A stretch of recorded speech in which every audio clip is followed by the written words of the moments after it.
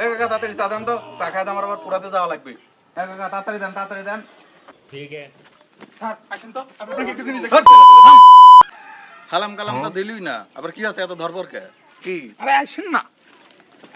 এই যে দেখেন। আচ্ছা এরা ভিডিও বানাচ্ছে, এরা না টিকটক করিচ্ছে, তাহলে ওরা কি করিচ্ছে? ওরা ফেসবুক কন্টেন্ট ক্রিয়েটর, ওরা তাহলে ব্লগ করছে। টিকটক আর ফেসবুক কন্টেন্ট ক্রিয়েটরের মধ্যে পার্থক্য এরে ক্যামেরা ধরা দেখ, আর এই এরে ক্যামেরা ধরা দেখ। এরা দেখছি কি সুন্দর করে সুশীল ভিডিও বানাচ্ছে। আয় চল তুই ফাঁকে লিয়ে যায় বুঝানি লাগবে। শুন, যারা কন্টেন্ট ক্রিয়েট করে ফেসবুক বা ইউটিউবে, এরে ইনকাম আল্লাহর রহমতে ভালো। যারা টিকটক করে তারা ওই ছাপি থেকে যায়। আপনি যে কইলেন যে ওরা ভিডিও করে টাকা ইনকাম করে, হ্যাঁ, হ্যাঁ, তাহলে কি কারণে আপনি স্কুলে গেলে আর সোহেল কো বেশ টাকা দেন? তাহলে আপনি আমাকে বিষয়টা বুঝাই দেন। আপনি তো মারাত্মক স্যার। এদের শুন, এরা এই করে আচ্ছা। হচ্ছে তাও ইনকাম পাতি দুদিন পর হোক দুদিন আগে হোক একটা ভালো টাকা ইনকাম করে বা করবে।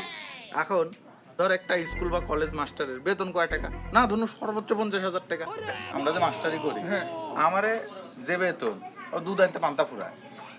এখন ওই ধর আমি বাড়ি করেছি লোন করি, আবার টিউশনি করে ধর সালপালের মুখে চারটে খাবার তুলে দেওয়া লাগে।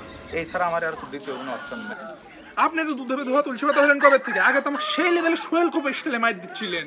তাই তাই না তো কি? তাই আপনি ভুলে গেছেন, আপনি আমার ঘাম গুড়ি দেননি? কবে? হ্যাঁ, এখন তো ভুলে যাবেনি। দুধে ধোয়া তুলসী পাতা হয়ে গেছেন তো। তাহলে তুই কাছে তোকে এক কথা ক্লিয়ার করে দিই, যারা মোবাইল এরকম তারা হচ্ছে টিকটকার, আর যারা এরকম তারা হচ্ছে কন্টেন্ট ক্রিয়েটর। টিকটকাররা ধর টিকটক করে কোনো সারা জীবনে ইনকাম নাই, ওরা লিঙ্ক ভাইরাল না ছাড়া ইনকাম করতে পারবে না।